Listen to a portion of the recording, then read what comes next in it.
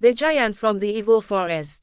Long ago, in a small village surrounded by thick forests, something strange kept happening. Every market day, when people gathered to buy and sell food, cloth, and animals, a giant would appear from the evil forest. This was not an ordinary giant. It had 7 horns on its head and 2 long tails that shook the ground when it walked.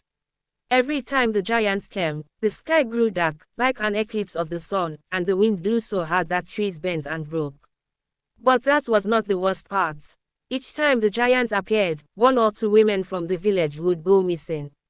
The villagers were afraid, but they did not know what to do. The king's meeting. One day, the king of the village called everyone together. He said, "My people, this evil cannot continue. We must find a solution before the giant takes all our women." The people agreed, and after a long talk, they decided to invite hunters from the village and from faraway towns. Strong hunters came, carrying guns, spears, and bows with arrows. The hunters faced battle. On the next market day, at exactly 12 noon, the giant appeared again. The sky became black, the wind blew wildly, and the ground shook. The hunters were ready. They aimed their guns and arrows at the giant and attacked with all their strength. But something terrible happened. The bullets and arrows could not enter the giant's skin.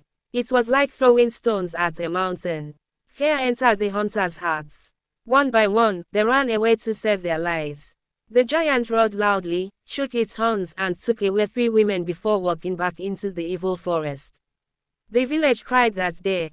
A new plan. But the king did not give up.